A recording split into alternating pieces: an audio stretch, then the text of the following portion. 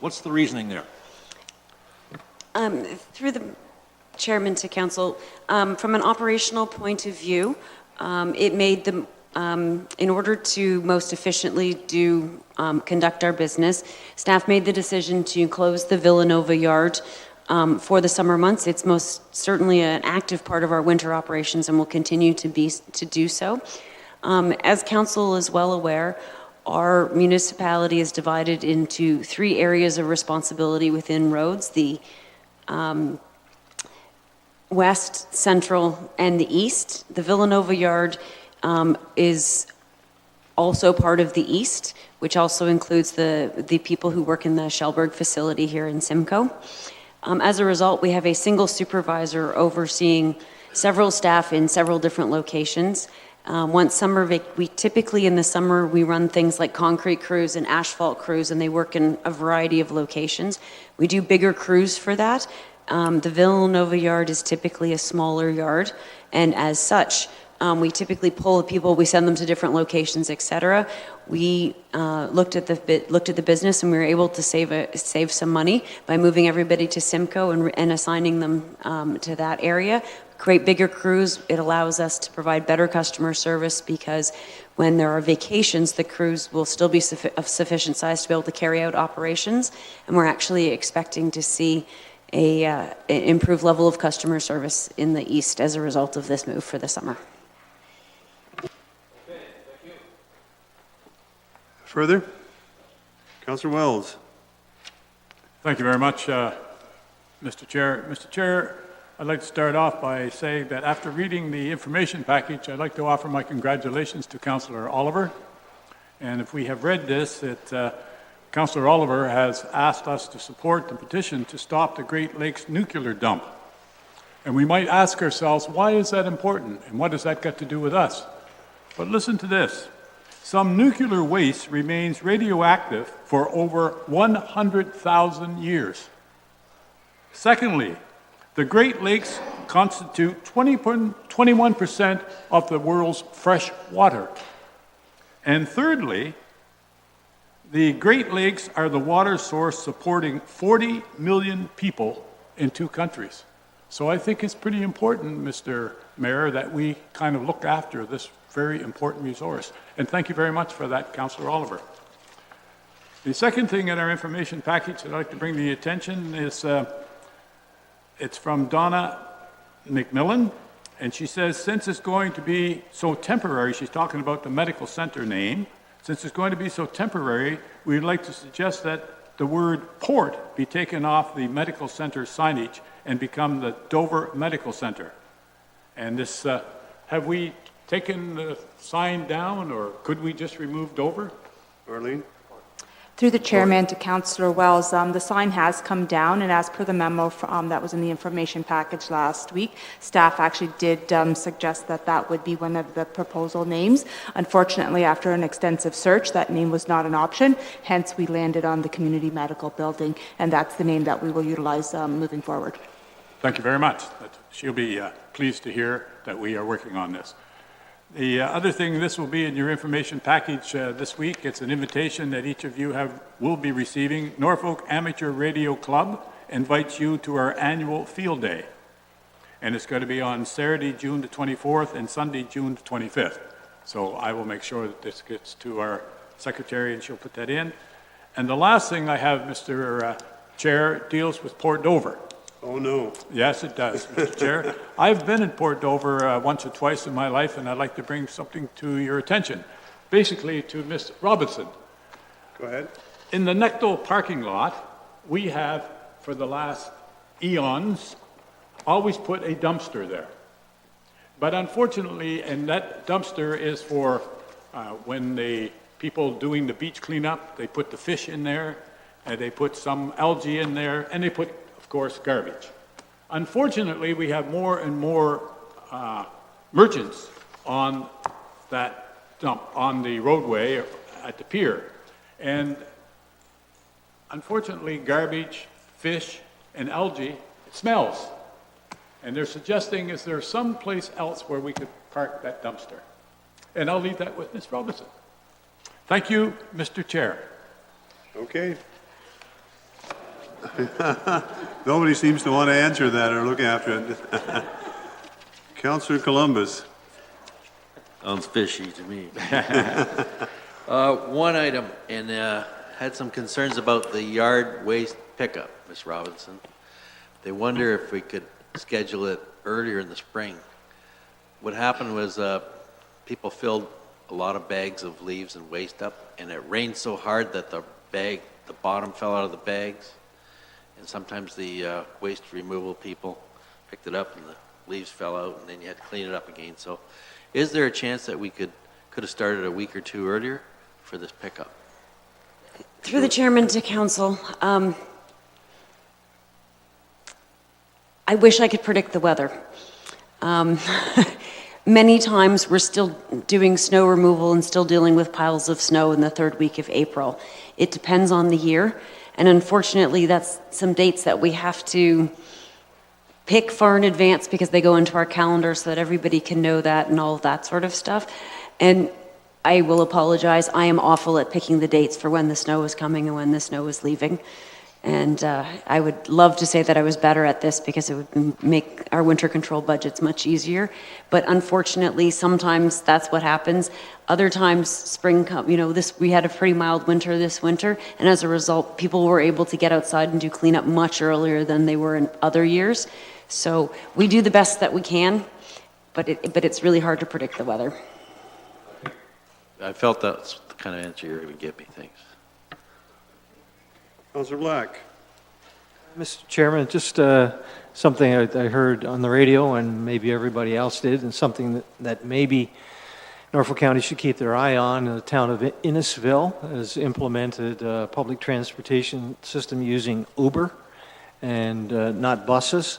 So that sounds rather innovative. The municipality has budgeted X amount of dollars to pay for like on demand, and I guess this goes back to the idea of Town of Simcoe and the Lions Club program, or they had it on demand and they paid for subsidized people that were in need. Anyway, I think it's something that will be interesting to see if it works or not. And secondly, I had some businesses asking me questions about markings on a brand new road on Robinson Street. And Robinson Street, as you know, was just done, completed about less than 2 years ago. I did contact staff, and staff indicated that it was Union Gas, and they will be tearing up a small section, I guess. But the concern is it's still a disruption of business. It's a brand new road, a brand new sidewalk. Why didn't Union Gas, with the meetings that you have, the consolidated meetings with everyone, why didn't they figure that they needed this and put that in at that time rather than waiting a year and a half later? I'm sure they must have known that they needed to put in, I guess it's an anoid or something like that. So I guess my question through you to staff, I guess it has to happen. The businesses there don't like their brand new sidewalk all painted up with orange paint, and that it's going to be torn up. And they're asking me, are they going to put that cold patch back again, or are they going to put concrete, or the cold patch and track it all into my business? So the main question is, I know it's going to have to happen. Hopefully they can do it in the least disruptive way, and that when we do our roads, maybe we should be looking at down in Port Dover to make sure that Union Gas puts these anoids in now and not 2 years later and going back to dig up the sidewalk. So I wonder if we could have a comment from Lee about that. Lee? Through the chairman to council, unfortunately, we cannot dictate the business practices of Union Gas or any other private utility company. They will have to restore it to concrete. It's not going to be cold patch. They're aware that it's the business. They were given many years of notice that these projects are coming, similar to Main Street in Dover. There is not much more that staff have been successfully able to do other than giving them as much advance notice. We send them out the 10-year capital forecast so that they can actually see and hopefully plan their work accordingly. My experience has been that typically they are desirous of doing it at the same time because it's actually cheaper for them, because they don't have as much material to go through. So we do work with them, we do notify them. I can't comment on what happened in this particular case. For all we know, it could have been an equipment failure on their part, that like the anoid could have failed now when it wasn't slated to be replaced for another 10 years. I don't know. And they haven't told us that, but unfortunately. Yeah, my understanding, and speaking to the guy that was doing the marking, that it's a routine maintenance thing. So nothing has failed. It was a maintenance item, but it's very, very disappointing, when businesses already go through, this extreme disruption, loss of money and service, and then, a year and a half later, they come back and have to rip up a brand-new sidewalk. So anyway, thank you. Councillor Oliver. Thank you, Mr. Chairman. I just have one item to talk about, and I appreciate Councillor Wells mentioning it, and that is the correspondence in our information package about this proposed nuclear waste site up on the shoreline of Lake Huron. And the important thing is that these folks who are leading the charge to try and oppose this are again asking us if our mayor would be willing to sign the letter and not, we've already sent one. I'm sure council remembers, we dealt with this along with, I saw 186 other municipalities or state or provincial governments that signed. But I think they're continuing the fight because apparently the decision will be made in 2017. So whether council will want to provide direction this evening or whether you want me to do a notice of motion to request that we ask our mayor to be a signatory to the letter which starts on page 9, which is just another version, if you like, of a letter showing concern and opposition to this. But I did indicate to Mr. Fernandez when he called me again that I would ask to have it put on our agenda, and I appreciate Clerk's Department doing it. And I think that's what they're hoping, that our mayor would agree to be a signatory along with many others who are going to sign that letter. So I don't know how you want to handle that, Mr. Chair. Well, I guess I'm going to ask him to the clerk or somebody how we're going to deal with this.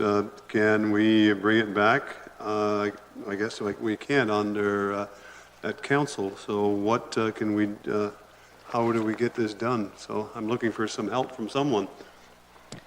Through the chair, we're happy to indicate it under communication if you'd like at the next council meeting, and then we could have okay? a formal resolution. That would be fine if that's okay with the mayor, and then we could ask to provide direction at that time as communication. Thank you very much. Okay. Yeah. Formal motion. Councillor Brunton. Thank you, Mr. Chairman. I have a couple of things here. One on the information package we got in our weekly package. The amendments to Bill 68, I read through it briefly, but I just wonder if the clerk or the county manager will bring us up to date on what we have or haven't done or complied with. That would be something in order. The other one, I had that nuclear thing. I guess that's been addressed. The one on the back page, it's the from Pam and Gary Houghton regarding Norfolk development timelines. And I guess where I read that is we're just going to change the timing where it extends it quite a bit in different for different applications. And I'm somewhat concerned with that. I mean, it's a slowing down of the process, the way I look at it. I realize staff maybe have a lot of applications and that they need to deal with these properly, but I also wonder if in some cases they could not use private planners to do some of this work. Perhaps there are private planners out there that could handle some of the minor issues that are dealt with on a, I guess, monthly basis for us. So it's only a thought, but if that's possible. And I have the two other ones. One, perhaps the mayor, I just wondered if there's any possible date yet on the Talbot Street Arena and our meeting with the county, or not the county engineer, but the consulting engineer that's dealing with that issue. Perhaps you could answer that one. Go ahead. Thank you, I'm not Mr. sure Chair, who has through it. you. I certainly met with staff, excuse me, I think it was a week ago yesterday, and Mr. Chair, with your permission, ask Mr. Cridlin to report on the meeting, that we had a very good meeting. Mr. Cridlin, if he's willing to speak to it, I can, but certainly from you it'd be better. Mr. Cridlin? Yeah, through the chair, we did have a meeting, the mayor, myself, Todd Shoemaker. I think that was it. Oh, sorry, Mark Bowe was there from operations. In basically, we talked about the way the process that came to council and the decision made to shut it down for liability's sake. And those decisions were all well made. And now I think we've got some time to sit back. There are some options on opening some of the top up for standing room. And with that, we would have to then have some type of, I'll call it fencing or barrier between that and the seating. So, and the ends as well can be, they can be supported because they are open. So there are some options. I don't know, we come up with maybe some 350, maybe up to 400 seating or standing room we could have, and put this arena back into not just a practice facility, but something that games could attend. I just found out this morning that the engineer is able to meet staff this Friday. Now, I don't know if that's a good time for the tour with council. I know it's the last minute, and we definitely want some time with the engineer to let him think. He's probably going to have to go back to his office, mill through what we're going to ask him, and then come back with some suggestions. So I would say if council did want a tour, probably give the engineer a week and a half from the time we meet to put something together, and then when everybody's on site, we can discuss it at that time. So we are moving ahead with a plan. Go ahead. Yeah, if I can just add to that, certainly we were told the entire standing area, the top walkway, as I call it, around the top, will support. It is not in any danger of collapsing. So that simply some kind of barrier from the top rail where we stand down to the floor, all across blocking the seats. That area could all be used for standing and viewing, and the two end sections on both sides of where the players come out, if it's supported underneath, and some of the drawings simply were blocks of 8x8 wood put in to support the ends, would be sufficient because they're not damaged like the areas that were sealed on the sides. So I think there's a good option there for council to have a look at. Some viewing areas on the end as well as the standing area. So, well, I guess my question is, we were going to look at the possibility, like, are we going to look at that for the next 3-4 years possibly, or we were going to discuss with him the possibility of the easiest fix with all his recommendations? That was one of the options we discussed. Well, in my recollection is there were 3 options available with prices in the report, in the engineering's report, and the cheapest one was about $740,000, don't quote me the exact amount, of gravel and the unshrinkable cement. Yeah. But to date, I mean, council can bring that report back anytime they like, but we certainly haven't discussed that at the meeting we had last Monday. So if the consultant is here on Friday and you're around, or whoever wants to discuss that, I think it's pretty self-explanatory. It'd be a question, Mr. Chair, if I may, whether this council wants to go to that expense at this time. I think it's that simple. That is a recommended solution, one of the 3. Thank you. Councillor Oliver, to do that same.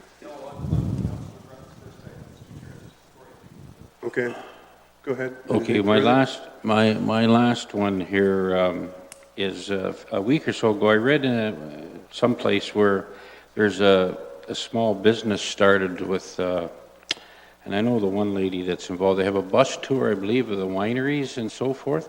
Now, is that somewhat of a duplication of our lakeshore winery operation where they stop at all the wineries along the lakeshore? Is that a duplication perhaps, or no? Somebody answer that? Yeah, Mr. Cridlin? through the chair, I don't believe so. The South Coast has its designated stops, which some are wineries, some are, I know there was a horse farm on it a few years ago. I think this is more of a, well, it's a private individual doing it. She's trying to make a little money at it, and it is hitting the wineries and the breweries only, and that gives people a safe ride there. Obviously, they're trusting the products and a safe ride back. So there's a designated pickup and drop off. I don't think it's a duplication at all. Okay, Different hours as well. thank you. That's it for me. Councillor Oliver, you had a question? Yeah, thanks, Mr. Chair. And I don't know whether the mayor or another councillor was going to bring up the memo that was in our info package. I'm glad Councillor Brunton did. It's a concern to me too, and I guess as I read it, I gather, and I'll direct this to Ms. Robinson, it appears as though Public Works is saying they need, for example, another 90 days above and beyond what's now designated for this.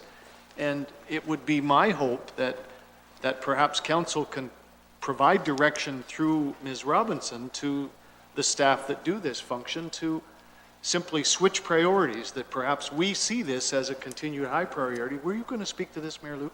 Well, then I'm going to shut up and defer. Okay. But it's an important matter, I think, that we should deal with. Well, the mayor is next, so Mr. Luke, you're on. Yeah, Mr. Chair, no, thank you, Councillor Oliver, not at all. It is a very important, page 25 of the information from our manager of planning, Pam, and actually, quite honestly, I'm surprised it's in a memo form and not a direct request to council.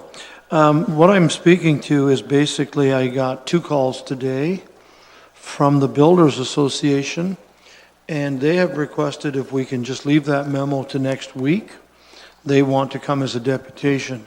They have some grave concerns, and I too have some concerns, and we need to find out what our alternatives are, as you know, in the correspondence. Well, why don't I be quiet and say we'll deal with it next week if that's okay with council, so we can hear Mr. Bunting's deputation, if that's fine, Councillor Oliver. Thank you, Mr. Chair. That was my first item. I have a number here. As you know, I'll go through them very quickly. Next Thursday is the 25th of May.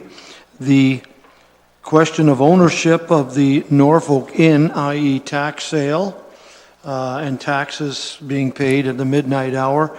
That hearing was scheduled to commence next Thursday morning at the courthouse on the highway at 10 a.m. That has since as of today, the hearing is next Thursday, but it is starting at 2 p.m. So I've had some inquiries about that. I wanted to make sure you're aware of that. I did receive Thursday, and well, the letter is dated Thursday, May the 11th, but it was received, the 15th was yesterday.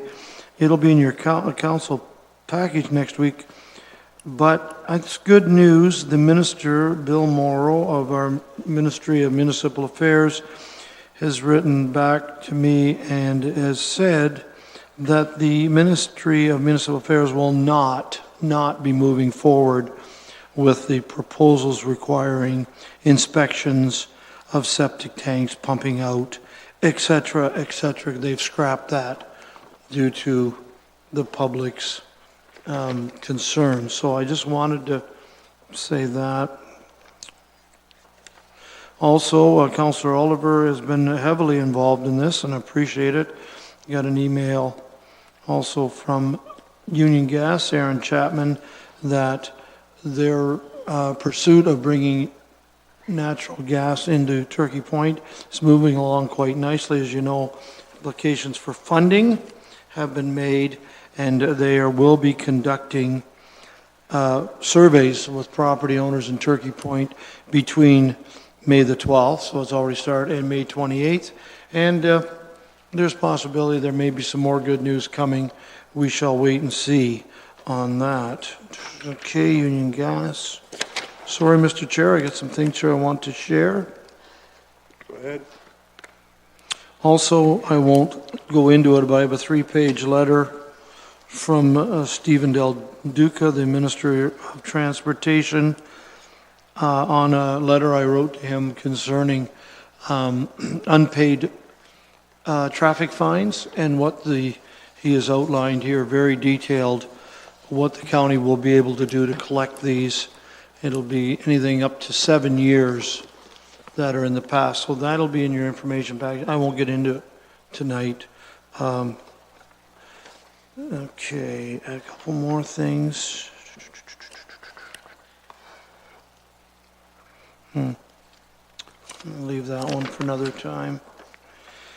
Last Thursday, I attended the volunteer appreciation evening in Victoria for the Norfolk General Hospital and the Norfolk Hospital Nursing Home recognition. And I just want to take 2 seconds and say that we have lots of volunteers all over the county, but I do think that Norfolk General Hospital sets the bar for years of service, 45-year pins handed out, 35 for, but in total, they have at Norfolk General and the nursing home 417 dedicated volunteers to this one organization.